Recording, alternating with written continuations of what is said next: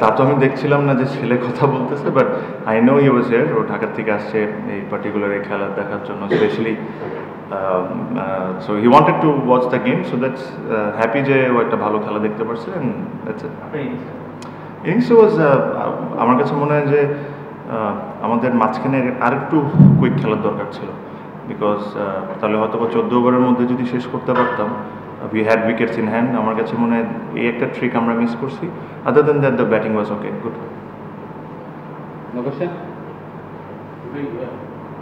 পুরো শুরু আগে বলছিলেন যে মানে যখন ফরেনাররা আসা যাওয়া করবে তখন আসলে মেইন চ্যালেঞ্জটা থাকবে, বাট আপনাদের বাঞ্চ অফ প্লেয়ার্স আছে, এখানে আপনাদের চ্যালেঞ্জটা একটু কম। না ভাইয়া, আসলে এখনও মানে বলাটা খুব ডিফিকাল্ট। অলমোস্ট 6 ম্যাচ হয়ে গেছে, যে রাইট কম্বিনেশনটা কি প্রবাবলি সামনের ম্যাচগুলোও দেখবেন যে কিছু কিছু চেঞ্জেস হবে।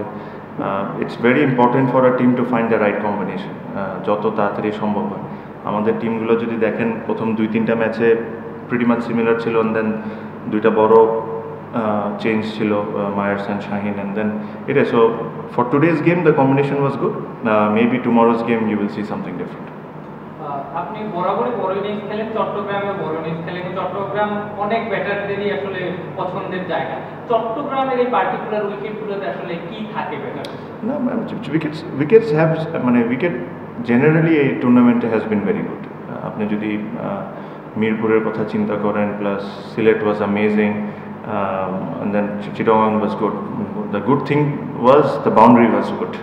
The boundary size was good. This is how it should be. কারণ আজকে দেখছেন যে অনেকগুলো ক্যাচ হয়েছে বাউন্ডারিতে। সো এই জিনিসটা থাকা উচিত, আর আমার কাছে মনে হয় this is the right size. এই সাইজে খেলা উচিত রাদার দেন 52-53 মিটার্স। প্রচুর সাপোর্টার আসলে সাপোর্ট করছিল দেখছিলাম, যদিও বরিশালের খেলা মানে চট্টগ্রামের খেলা না, তারপরেও সাপোর্ট ছিল লোকাল ক্রাউডদের। আসলে আমরা অসম্ভব লাকি যে ফ্র্যাঞ্চাইজির জন্য আমরা খেলি। আমরা আসলে যেখানেই যাই না কেন, চিটাগং, ঢাকা, সিলেট, আমরা সবসময় একটা ভালো ক্রাউড পুল করি। আপনি যদি দেখেন এখন পর্যন্ত 6টা ম্যাচে প্রত্যেকটা ম্যাচেই কিন্তু আমাদের ক্রাউড আসছে। So it's a fantastic thing.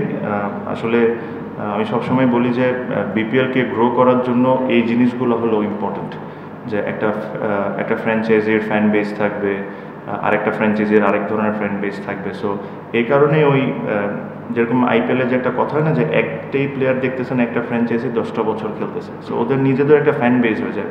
But unfortunately আমাদের বিপিএলে ইন দ্য পাস্ট হয়তোবা 2 বছর একরকম টিম ছিল, অ্যান্ড দেন রুলস চেঞ্জেস, আবার চেঞ্জ হয়ে যায়।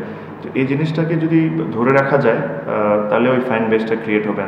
আপনি দেখছেন যে বরিশালের ফ্যান বেসটা ইজ ভেরি স্ট্রং। প্লিজ। হ্যাঁ, আপনি তো অলরেডি একটা ঘোষণা দিয়ে দিয়েছেন আপনার ক্যারিয়ারের শেষ, মানে ইন্টারন্যাশনাল ক্রিকেট খেলবেন না। আমরা আশা করি যে ক্রিকেট আপনি চালিয়ে যাবেন, ডোমেস্টিক ক্রিকেটও। এর বাইরে ক্রিকেট প্রশাসনে আপনার আশা থাকবে, তবে একটা শোনা যায়, এটা কি আসলে বলার মতো অবস্থা আছে? এই মুহূর্তে নাই ভাইয়া বলার মতো অবস্থায়। হ্যাঁ, আমি চেষ্টা করব যতদিন এখন তো রিটায়ার্ড, সো লেজেন্ডস লিগের জন্য কোয়ালিফাই করবো। সো ওই সব খেলবো, যদি প্রিমিয়ার লিগটা হয় সময় মতো ওটা খেলবো, আর ইনশাল্লাহ যদি ফিট থাকি তাহলে বিপিএল যতটুকু পারি খেলতে থাকবো। বললাম খেলতে থাকবো ভাই, এখন মানে আমার ফোকাসটা খেলা নিয়ে, because there are couple of tournaments, so ওটা নিয়ে আর কি। ভাই যদি একটু বলে, সেটা হচ্ছে যে যেহেতু মাঝখানেই হয়েছে, আপনি মাত্র কাজ করেছেন, আপনি টুইট করেছেন, শুধুমাত্র চ্যাম্পিয়ন্স ট্রফি না, যে ন্যাশনাল টুইট করেছেন, তার মানে কি কাজ করেছিল যে আপনি খেলবেন না? This is not the place to talk. This is not the place.